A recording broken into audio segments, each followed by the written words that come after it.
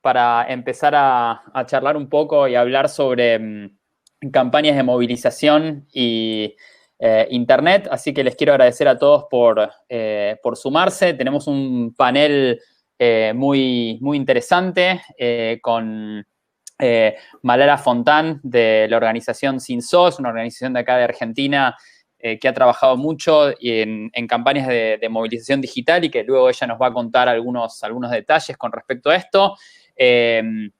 Tenemos a Juliana Uribe de Colombia, de una organización también muy interesante que se llama Movilizatorio. Y tenemos a Abel de México, de Acciona, que nos va a también contar algunas cosas también interesantes de cómo están trabajando en México. Así que tenemos un panel, digamos, bastante variado en términos de los países de América Latina, lo cual nos va a poder dar una perspectiva interesante de cómo se está dando esta suerte de evolución en el mundo de las campañas digitales y la participación ciudadana. Quería empezar un poco la charla esta con una pequeña reflexión que me gustaría darles, digamos, y tener también la opinión de cada uno de los participantes, de Malala, digamos, de Juliana y de Abel. Yo soy director de Change.org y una de las cosas que hemos visto en los últimos años tiene que ver, digamos, con una transición muy importante que está habiendo en una nueva generación de organizaciones muy vinculadas al crecimiento exponencial de Internet que ha tenido, digamos, en nuestra región, en donde estas organizaciones empiezan a trabajar con una lógica bastante diferente con respecto a lo que son campañas de lo que tradicionalmente se llamaban campañas de incidencia en políticas públicas o campañas, digamos, de movilización social, ¿sí? Y lo interesante es que la lógica de estas organizaciones es una lógica ya desde el punto de vista de cómo nacen estas organizaciones, es una lógica muy digital y una lógica muy vinculada, digamos, a la creación de campañas para que ciudadanos comunes se sumen a distintas acciones que ya vamos a escuchar un poco, digamos, más adelante. Entonces, en primer lugar, me gustaría escuchar de los tres participantes, bueno, ¿cuál es la reflexión, digamos, o cuál es un poco la relación entre el surgimiento de su organización, ¿sí? Me gustaría empezar con Juliana, digamos, un poco el surgimiento de Movilizatorio y qué vínculo hay entre Movilizatorio, digamos, y esta revolución, de alguna manera, de Internet que ha producido una masiva migración de ciudadanos comunes a sumarse a estas organizaciones más 3.0 de la sociedad civil. ¿Cuál es tu visión, Juliana, entre Movilizatorio, digamos, y esta suerte de revolución de Internet? Bueno, no, es una relación muy estrecha porque precisamente Movilizatorio nació como un laboratorio de participación ciudadana e innovación social en el 2016 para entender precisamente cómo en un contexto como el colombiano y el latinoamericano toda esta nueva tecnología podía ser, digamos, utilizada para empoderar a la ciudadanía. Y cuando nosotros empezamos el primer reto, que encontramos que no era un reto menor y era básicamente el momento en el que Colombia estaba por votar el referendo a favor o en contra de la paz. Y en ese momento los, digamos, ciudadanos no teníamos opción de no involucrarnos porque era un momento definitivo históricamente, pero además de eso era un tema que era debate nacional y además había un llamado masivo a la votación. Entonces, Movilizatorio justamente nace en ese momento buscando cómo conectar a muchas personas para que se sintieran, digamos, parte, líderes y determinantes en un momento tan importante para la historia de Colombia. ¿Cómo hicimos? Empezamos a unir muchas personas a través de bases de datos que teníamos nosotros como los fundadores y los que empezamos a activar, digamos, como esta movilización. Empezamos a usar redes sociales y una de las cosas que también nosotros hemos usado, que es muy importante para mí traer desde el principio a la charla, es la combinación de las estrategias online con las estrategias offline, porque también un tema que fue determinante y ha sido determinante para nosotros ha sido toda la organización online, pero también el poder de salir a la calle, tomarse las plazas, construir emprendimientos, reunirnos y trabajar juntos, eso ha sido un tema muy importante para la generación de confianza al interior, pues, de Movilizatorio como organización, pero también del movimiento del avispero, que ya suma más de 90.000 miembros trabajando por varias causas a nivel nacional. Gracias, Juliana. Abel, ¿cuál es la visión desde Accionar?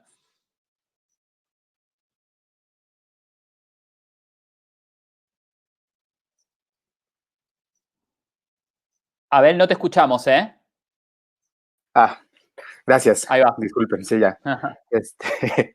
Bueno, voy a rescatar un poco lo que estaba diciendo Juliana, ¿no? Entre la ventaja o la fortaleza de combinar elementos online con lo offline y de qué forma se retroalimentan y si se retribuyen. Creo que en nuestro caso, bueno, yo estaba antes como director de innovación en una organización que se llama Nosotres, que sigue operando bajo esta lógica de siempre movilizar en esta combinación entre online y offline. Nos tocó vivir de cerca un cambio histórico en México que fue la regulación y la garantía del de seguridad social para las trabajadoras del hogar, que fue un cambio histórico que se dio gracias a poder articularnos como colectivos en todo el país para exigir nuestros derechos y sí hacer distintas tácticas offline, como algo que hicimos que resonó mucho en medios tradicionales, que fueron los tendederos de los sueños, que consistía en salir a plazas y colgar los sueños de las trabajadoras del hogar en un mundo de derechos, ¿no? Ese tipo de tácticas muy tradicionales del tendedero, por ejemplo, que es una táctica que viene desde los 90s, pero que retomamos y lo podemos estar difundiendo en redes sociales para que más personas se sumen en distintas localidades a este tipo de acciones. Y después, ¿cómo traducimos todas estas acciones en una agenda de incidencia, ¿no? O sea, cuáles son las peticiones concretas que estábamos buscando y cómo podemos hacer viable generar seguridad social para las trabajadoras del hogar. Creo que todos estos elementos se van sumando en un plan de acción que desemboca en cambios que antes de que existieran este tipo de estrategias o fortalecimiento a través del Internet, como un catalizador del cambio social, hubiera costado mucho trabajo. Hubiera costado trabajo de manera organizada a una base de trabajadoras de todo el país que, pues, por su naturaleza están atomizadas en los distintos hogares y es muy difícil organizar porque no están recluidas en un centro o reunidas en un centro de trabajo como habitualmente otros trabajos lo estaban, ¿no? Entonces, sí hay un gran iniciador que nos permite en las redes sociales el uso de nuevas plataformas y otra vez recalcar la importancia de la combinación de lo offline con lo online para poder tener mayor eficacia en nuestras estrategias de incidencia. Gracias, Abel. Malala, ustedes son una organización que surgieron 100% en Internet. ¿Por qué no contás un poco, digamos, la historia de ustedes, digamos, y cómo se vincula esto con alguna de las cosas que dijo Juliana y Abel? Perdón, pero yo comparto mi espacio con habitantes de otra especie, entonces va a haber quizás algunos sonidos intempestivos. El movimiento por los derechos de los animales en el planeta Tierra tiene muy poco tiempo, tiene unos 50, 60 años, pero tuvo una eclosión particularmente a partir de la llegada del WhatsApp y sobre todo a partir de la llegada de las redes sociales y del Internet. Nosotros como Cinso, que somos una organización que lucha en contra del cautiverio y la exhibición como forma de entretenimiento humano, o sea, luchamos por sacar ese paradigma cultural y cambiarlo, luchamos por los derechos de todos los animales, pero particularmente por la abolición de los zoológicos, nacimos justamente a través de una petición de change.org. O sea, el movimiento en contra de los zoológicos ya había empezado en Argentina hace algunos años con movimientos legislativos de algunos legisladores, de activistas, de abogados por los derechos de los animales, pero particularmente en el 2014, y gracias a una petición de change.org, logramos sacar de la grilla de visitas al zoológico de la ciudad de Buenos Aires de un evento que se hace todos los años en la ciudad que se llama La Noche de los Museos. O sea, que los animales eran exhibidos como objetos de museos, vos podías ir al Museo de Arte Moderno, al Museo de Bellas Artes y también podías ir al zoológico. Y logramos, con una petición dirigida al ministro de Cultura de la Ciudad de Buenos Aires, sacar al zoológico de esa grilla de visitas. Y en ese momento nos planteamos cómo seguir, y bueno, creamos una organización que se llama Cinso a partir de Facebook y a través de las redes sociales, sobre todo de Facebook, porque era la única que existía en ese momento, convocar a un abrazo al Zoológico de Buenos Aires, al cual asistieron en el año 2014 1.500 personas y en el año 2015 2.500 personas. Todo esto solamente con la convocatoria a través de Facebook. Gracias, Malala. Buenísimo conocer, digamos, cómo surgieron cada una de estas organizaciones, como para poner un poco en contexto la relación entre Internet y campañas. Me gustaría ahora pasar a otra pregunta, quizás, digamos, con un poco más concreta, con respecto a cada una de las organizaciones. Voy a empezar, digamos, con Abel.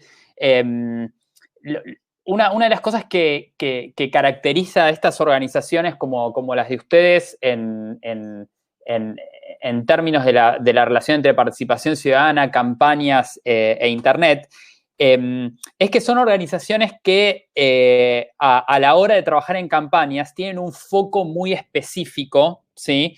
En lograr, digamos, que esa campaña, digamos, tenga un impacto, digamos, muy concreto, ¿sí? En términos de cambio de políticas públicas o en términos, digamos, de posicionar ese tema, digamos, en la agenda, ¿sí? Y eso a veces los diferencia a ustedes de organizaciones muy tradicionales, digamos, o más tradicionales, que buscan cambios, digamos, más, diría, de largo plazo, ¿sí? En la sociedad. Es decir, que no estoy diciendo que ustedes no busquen cambios de largo plazo, sino que la misma lógica de trabajar en campañas los posiciona en buscar lo que nosotros en Change.org llamamos, digamos, ganar rápidamente algo, ¿sí? Entonces, mi pregunta, Abel, está en relación, digamos, con ustedes son una organización que trabaja en la exigencia de derechos, ¿sí? Digamos, claramente lo contaste recién en tu presentación.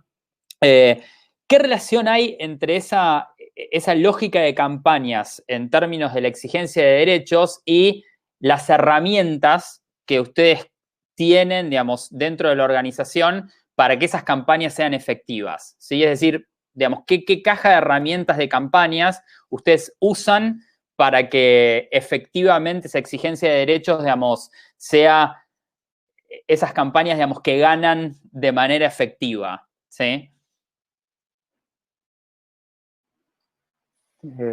Sí, claro.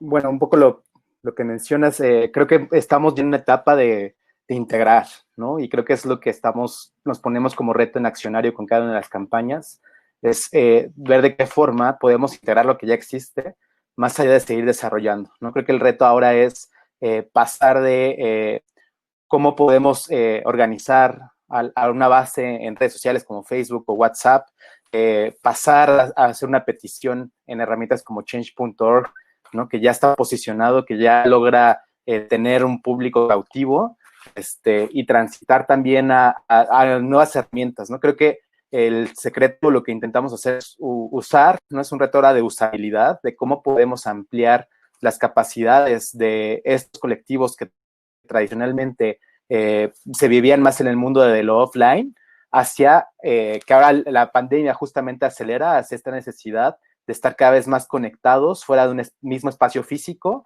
y el reto de poder seguir incidiendo, ¿no? En casos concretos, por ejemplo, estamos impulsando una campaña actualmente que se llama Sanemos por Igual, que ayudamos en la gestión de entrega de medicamentos a personas que tienen mayores vulnerabilidades, ¿no? Que son pacientes con VIH, con diabetes, con cáncer, que no pueden acceder a los medicamentos porque está colapsado el sistema de salud mexicano.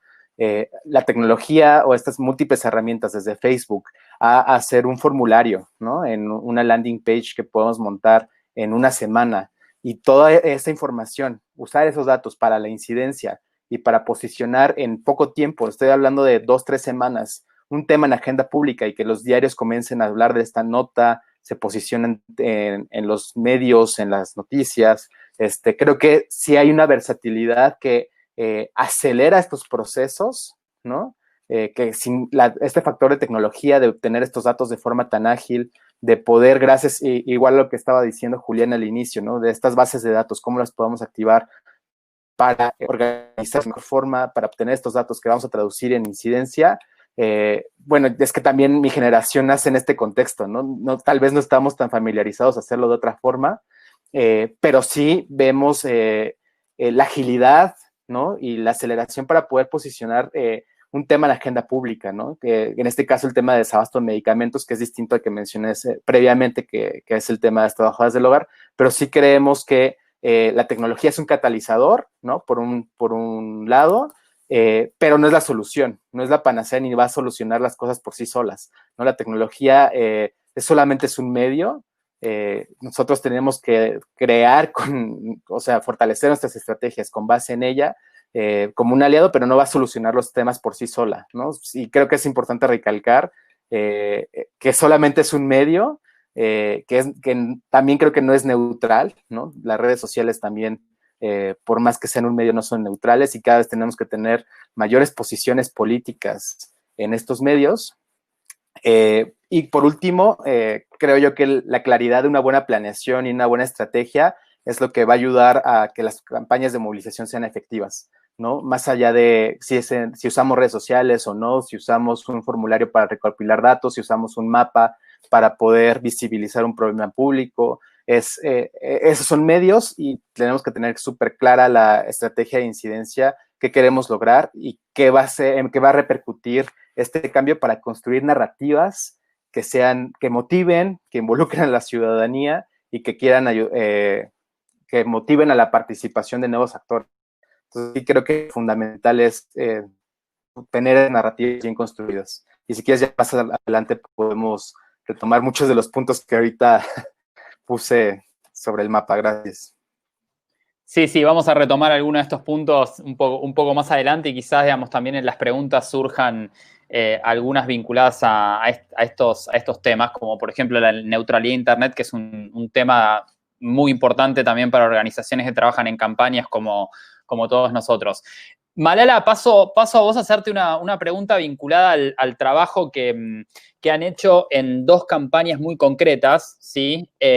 Ustedes en Argentina se han hecho muy, muy conocidos, digamos, con dos campañas de un impacto en política pública con respecto al tema del derecho de los animales muy importante, que ha sido, uno, la campaña por el cierre o la transformación del zoológico de Buenos Aires, y la otra fue la famosa ley de prohibición de carreras de perros, digamos, que comenzó con el movimiento de protección de los perros galgo, y ahí, sin lugar a dudas, la movilización online y offline tuvo un efecto muy importante en el cambio de estas políticas públicas. ¿Por qué no nos contás en detalle cómo trabajaron esto y de qué manera lograron, digamos, vincularse, ¿sí? con muchos... Es bastante largo, pero el desafío en los derechos animales es, nosotros tenemos que lograr tocar el corazón de la gente para salir del antropocentrismo, o sea, de todo lo que es todas las problemáticas humanas, poder salir y poder contemplar cuáles son las problemáticas del animal. Por ejemplo, en este momento nosotros hacemos hincapié en el paralelo que es estar encerrado en cuarentena con estar encerrado adentro de la jaula de un zoológico, en una perrera, en un laboratorio de experimentación o en una granja de cría intensiva de ganado para consumo.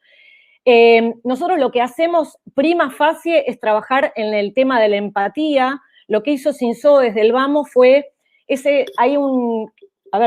he ido al zoológico millones de veces, antes de ser activista por los derechos de los animales, hasta era fotógrafa de moda y fotografiaba modelos en los zoológicos.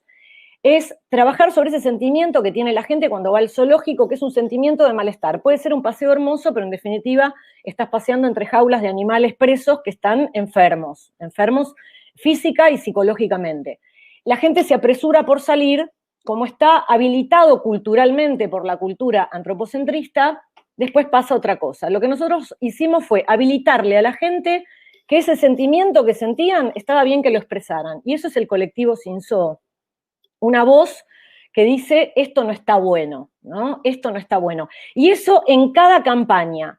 Y lo que hacemos es, hacer hincapié en la empatía, en ponerse en el lugar de ese animal primero, o sea, tocar el corazón de la gente, después buscar todo lo que es la evidencia científica. Cinzó trajo la traducción de los primeros papers que hablaban de la zoocosis, que es la locura que sufren los animales que están en cautiverio prolongado. Pueden ser, insisto, en un zoológico, en un laboratorio de experimentación, en una perrera o en una granja de cría intensiva de ganado. Y después trabajar sobre todo localizando al enemigo, ¿no? Es como súper importante quién es el malo de la película, ¿no? Porque entonces la gente pasa del sentimiento de la emoción y del dolor por un proceso intelectual donde ve la información científica, que para nosotros es re importante que esa bajada sea popular, que sea todo público. No tenemos un discurso cientificista, al contrario, tratamos de explicar las cosas para que hasta la última persona o un niño de 12 años pueda entender lo que es la zoocosis o de qué estamos hablando, ¿no es cierto? Y por último, nosotros trabajamos mucho con un llamado a la acción. No queremos que la gente se quede ni dolorida ni indignada, queremos que ese dolor o esa indignación sea un pasaje a la acción, a firmar una petición, a mandar un Twitter automático, a sumarse en una movilización en las calles, a ir a un abrazo al zoológico, a sumarse a una marcha, a armar una campaña en internet con un cartel, etcétera.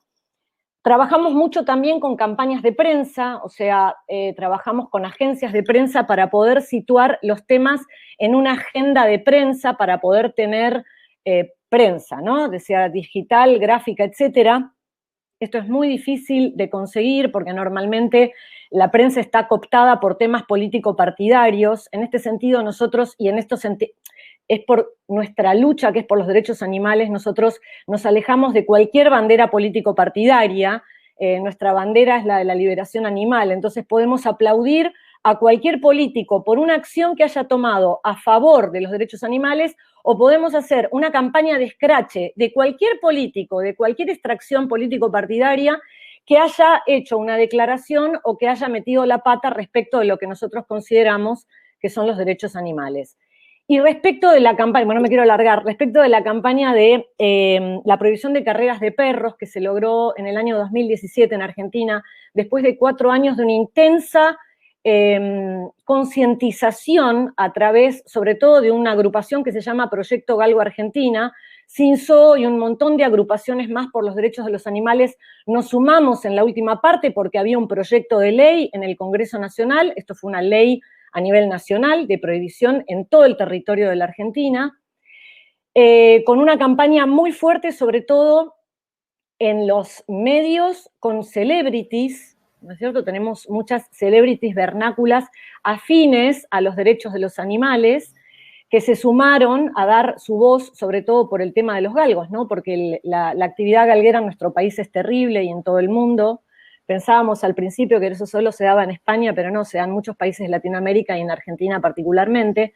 Hicimos una campaña entonces con celebrities, se hizo campaña, fue una de las peticiones de Change.org que más firmas tuvo, creo alrededor de 400.000 firmas, y se trabajó muchísimo el tema de prensa y la movilización en la calle, sobre todo en las partes donde se estaban reuniendo las comisiones que decidían el avance de la ley o no, tanto en diputados como en senadores. Y se trabajó mucho apoyando o detractando a esos legisladores que apoyaban o estaban en contra. Como todos sabemos, los políticos actualmente, gracias a que existe Facebook, Instagram y Twitter, cuidan mucho su imagen, que no tiene solo que ver con ponerse la peluca, perdón, o sea, una cosa física, sino la imagen de buena persona o persona ayornada o persona que está al tanto de los derechos animales, porque quieren captar un nicho creciente, que es el nicho de los derechos animales o el nicho del proteccionismo, ¿no es cierto?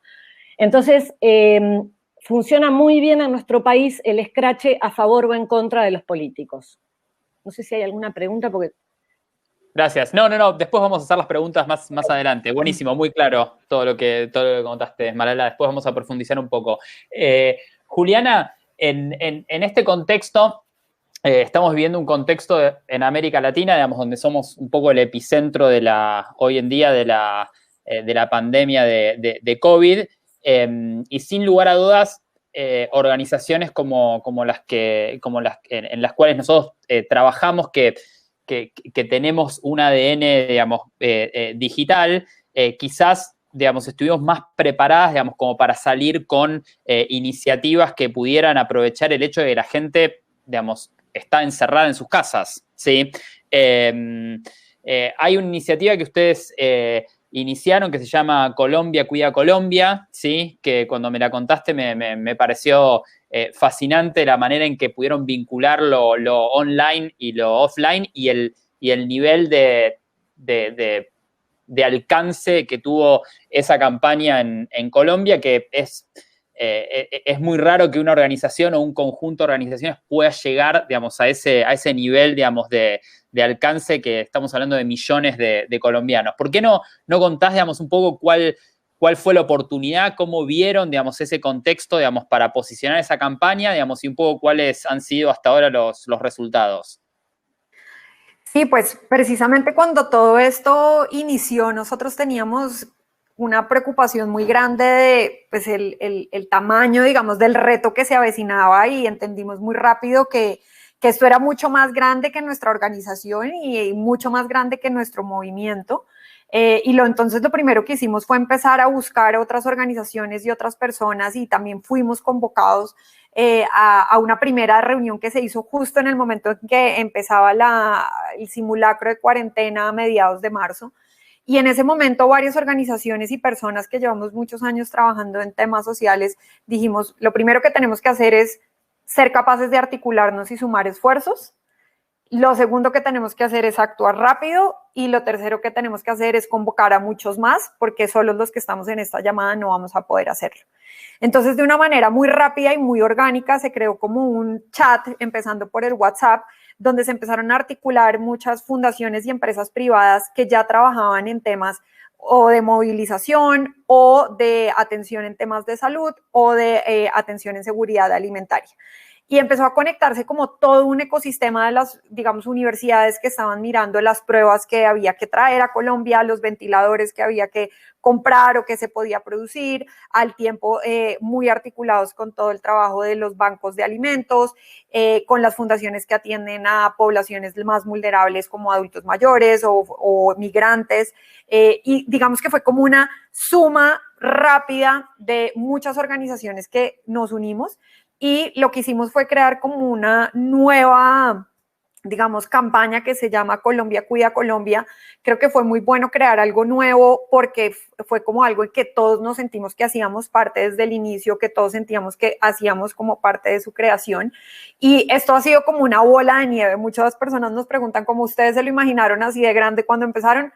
No, para ser muy honestos, eso es como la respuesta, porque un mes y medio después logramos organizar un gran evento que fue el del 1 de mayo, un día pues festivo en muchos lugares, y ahí logramos que 80 de las más grandes personalidades del arte, del deporte, del humor de Colombia se reunieran. Y el logro más grande, yo creo que en ese momento, fue también haber convocado a todos los medios de comunicación y que los medios de comunicación nos donaran un espacio al aire. Entonces, a través, digamos, de ese gran momento de movilización, logramos convocar pues a los principales artistas e influencers, que es algo que uno siempre le sirve, digamos, para aumentar visibilidad.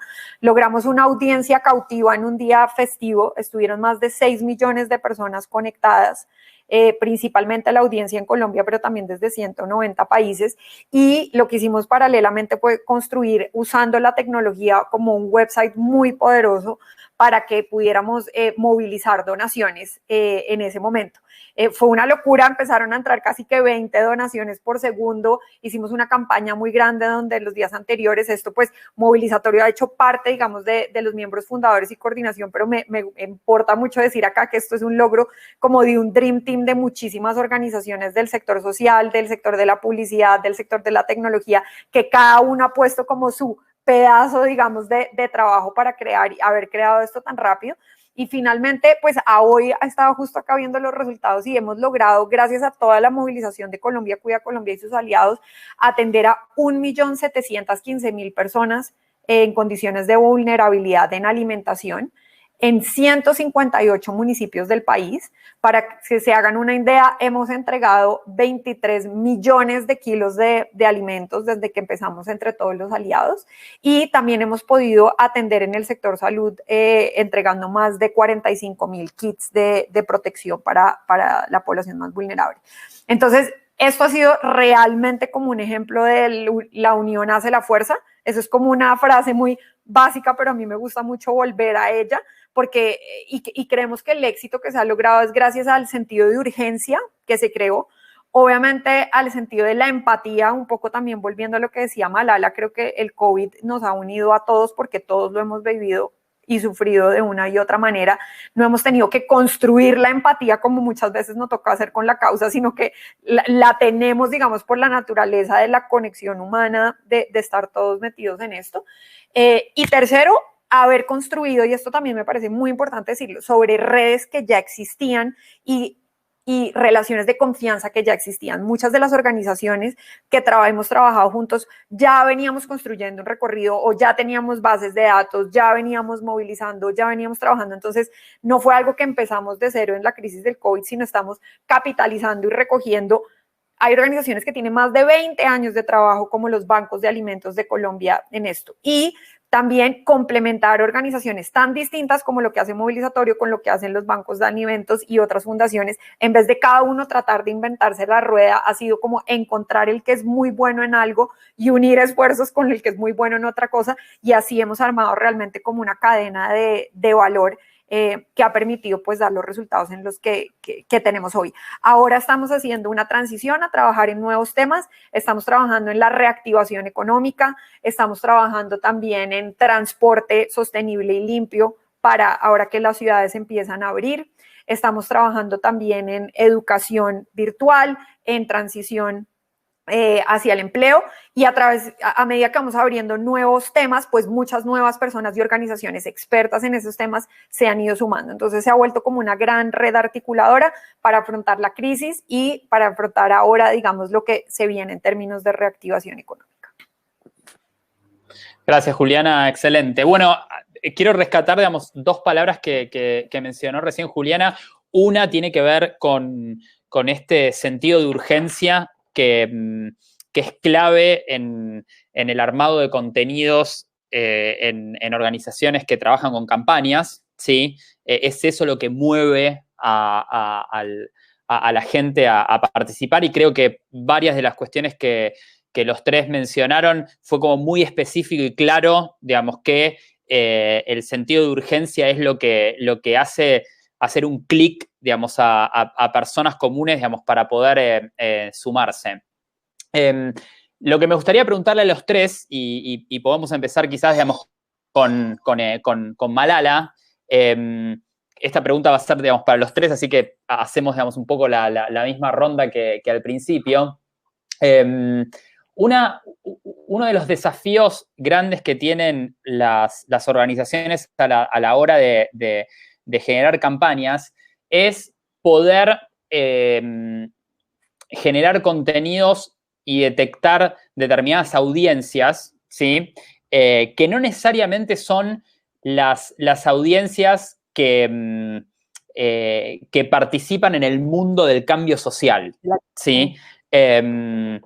Voy a decir una cosa capaz un poco polémica, ¿sí? Pero la gente que estamos en el FITS, digamos, hoy participando, estamos acá porque conocemos, digamos, que existe el FITS, conocemos, digamos, trabajamos en este mundo, digamos, de organizaciones que buscan el cambio social, ¿sí? Pero es raro que esté participando en este evento mi mamá, por ejemplo, ¿sí? Digamos, o mi tía, ¿sí? ¿Por qué? Digamos, porque, bueno, digamos, básicamente gente que tiene otros intereses, digamos, y quizás ahora, digamos, está viendo la televisión y está viendo un programa, digamos, de celebrities, ¿sí?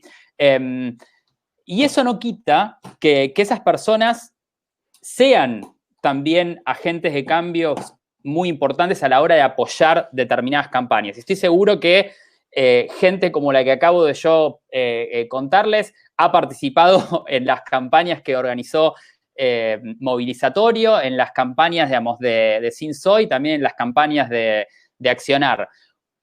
Me gustaría escucharlos a ustedes, cómo ustedes todos los días, en su forma de pensar los contenidos y el trabajo de campañas, trabajan, digamos, un poco con esta lógica, ¿sí?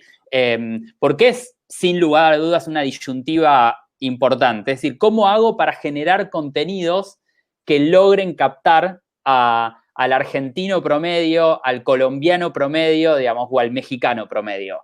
Malala, ¿por qué nos contás un poco vos cómo lo ven desde Sin So? Y quizás, digamos, con algún ejemplo particular de alguna campaña que te interese contar. Básicamente en derechos animales es súper importante poder pasar las paredes, digamos, virtuales de lo que es el nicho de los derechos animales, que pueden ser el mundo del proteccionismo, que se dedica a los perros y gatos, o el mundo de los derechos animales, que es el mundo de la gente vegana.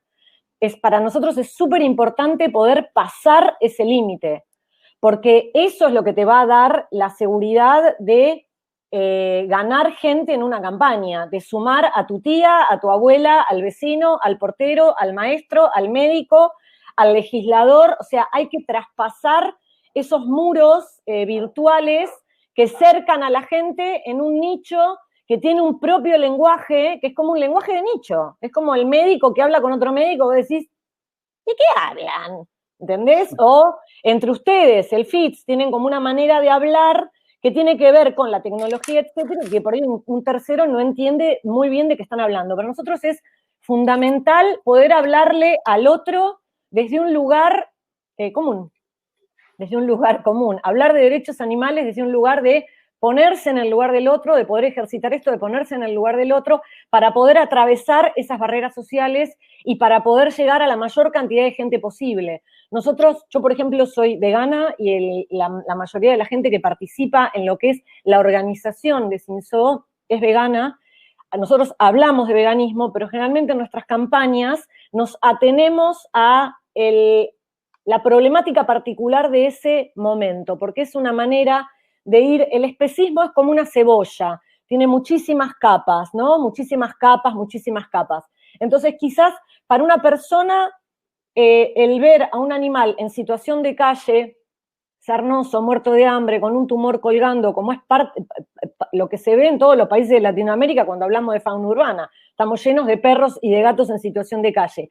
Poder ponerse en el lugar de ese animal ya es para nosotros un avance en la percepción de esa persona, desnaturalizar ese animal que consideramos que es normal verlo hecho pelota en la calle, o que es normal ver a un tigre yendo y viniendo todo el tiempo en la jaula de un zoológico, o un chimpancé pelado, desnaturalizar lo que es el maltrato animal y poder mostrarle a esa persona que eso no está bien, digamos, ¿no? Que se conecte con lo que hay en su corazón.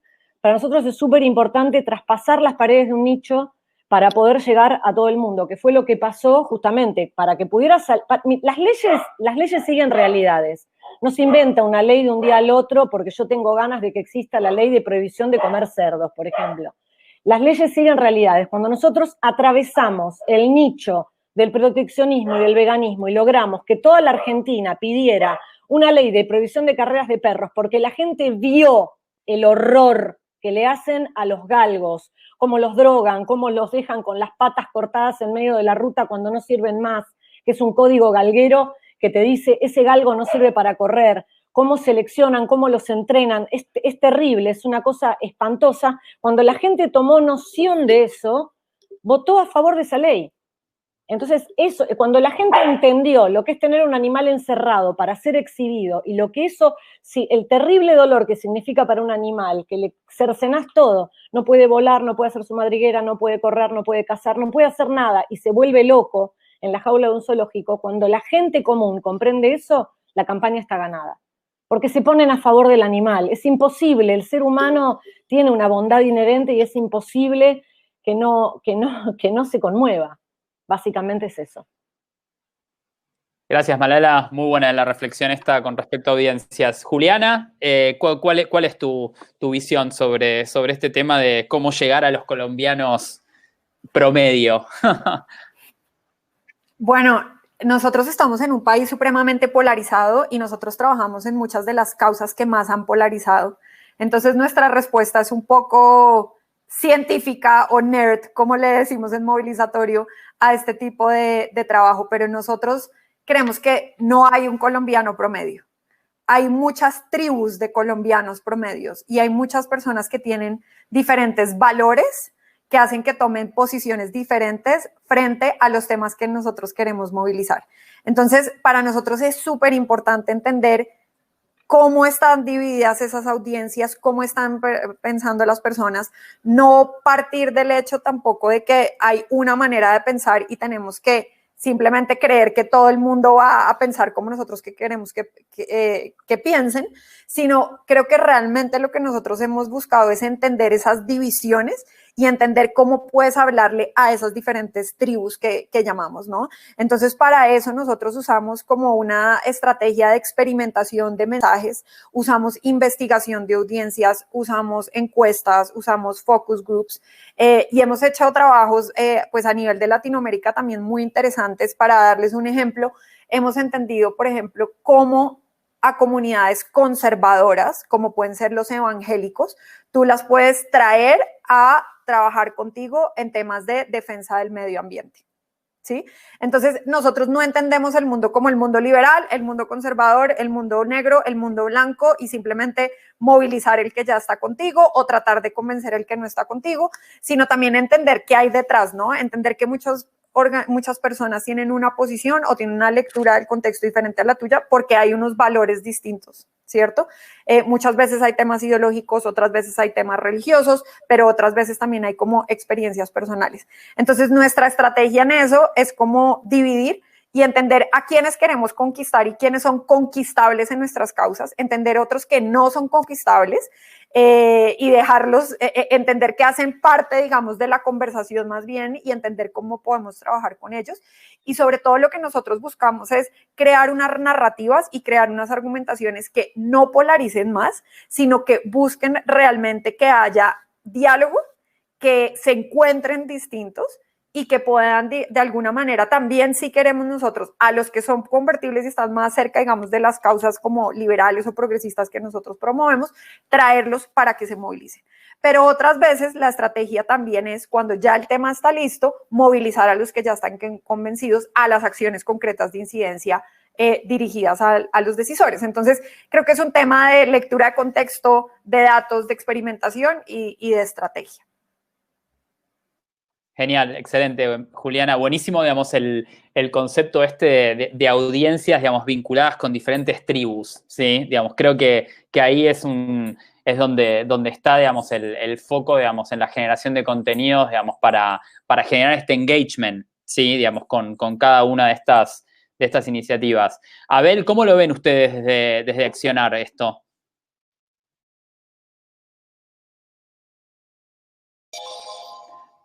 Abel, no te escuchamos. Gracias. Ahí va. Me voy a regresar otra vez al ejemplo de las trabajadoras del hogar, porque creo que ahí fue un gran ejemplo de cómo, o sí, un gran laboratorio de entender cómo traducimos los recursos con los que cuenta el colectivo, ¿no? Que muchas veces pensamos que los grupos con los que trabajamos o en un ejercicio reflexivo con ellos no reconocen dónde está su capacidad de incidencia o su poder. Lo que nosotros siempre decimos es que el poder está en la narrativa y todos contamos con ese poder. Aunque no tengamos recursos económicos o capacidad de influencia en tomas de decisiones, todos contamos con el poder de la narrativa. Y algo que hacemos muy frecuentemente es estas construcciones de narrativas, porque creemos que el poder de las historias es lo que va a transformar la percepción y va a generar empatía en el otro, ¿no? Con el caso en el experimento de los tendederos de los sueños, era cómo dimensionábamos el aspecto humano, que mucha gente no lo percibía en nuestra sociedad mexicana, que sí es bastante clasista en este tema de cómo nombras a las trabajadoras del hogar desde ahí, desde poder ganar esa lucha en el terreno del lenguaje, de que la gente comenzara a llamarles trabajadoras del hogar y no criadas, sino chachas, sino la señora que nos ayuda en la casa, sino reconocer que es un sujeto de derechos como trabajadora del hogar y después esa discusión llevarla a que así se nombrara en la nueva reforma a la Ley Federal del Trabajo, ¿no? El poder del lenguaje, pero que parte, ¿no? Desde un autorreconocimiento de los propios colectivos, de quererse o demandar que se nombren a sí mismos como trabajadoras y como sujetas de derechos. Creemos que la mejor forma de generar estos tipos de contenidos es igual rompiendo con la barrera de yo como ente privilegiado que vengo desde la sociedad civil a educarte, sino cambiar esa óptica y que sean a través de las propias personas sujetas de derechos quienes construyen esas campañas, ¿no? Que ellos sean los que crean estos mensajes, con ellos hacemos focus group para poder rebotar las ideas, los mensajes, los diseños, las páginas de internet y que ellos mismos hagan resonancia. Ellos también graban estos videos, ¿no? En el caso de las trabajadoras del hogar, grabando videos o spots de televisión también con grandes alianzas que nos ayudaron a hacer este tipo de spots que se proyectaron en todo el país, ¿no? Pero que son las mismas trabajadoras las que tienen este derecho a ser grabadas y poder tener esta resonancia a nivel nacional. Eso para mí fue el gran ejemplo y verlo de viva mano del poder de la narrativa llevado como principal recurso que tiene un colectivo para la incidencia. Eso nadie te lo va a poder quitar, nadie va a poder quitarte tu historia y el poder que tiene para convencer a los demás de que se sumen, independientemente de su posición política, ¿no? O de su posición ideológica. Si ponemos al centro las narrativas, creo que ahí es donde vamos a poder comenzar a hacer resonancia, vamos a poder construir puentes de empatía y es el paso número 1 en la construcción de una campaña de incidencia.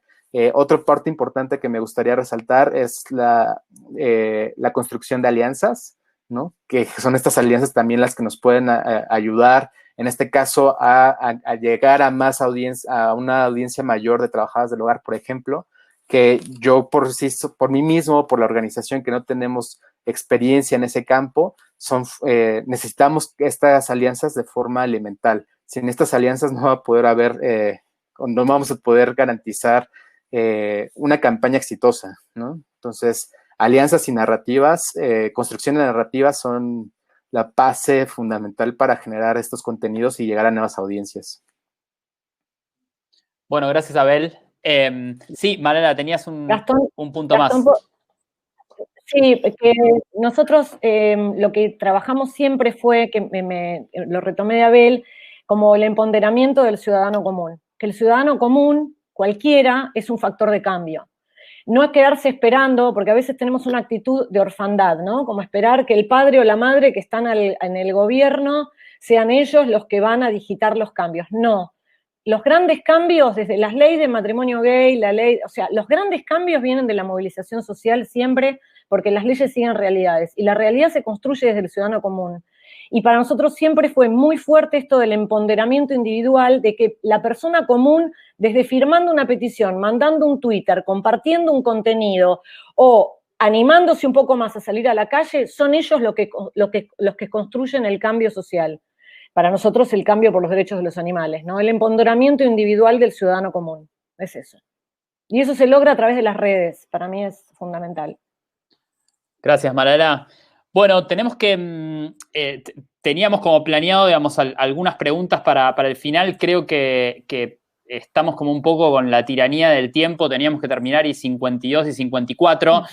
Lo que les propongo, digamos, es que nosotros vamos a estar compartiendo los mails de cada uno de nosotros y seguramente va a haber preguntas específicas que le quieren hacer a Malala, digamos, a Abel o a Juliana. Quizás lo que podemos hacer, digamos, es que las preguntas de cada uno de ustedes vayan dirigidas a ellos.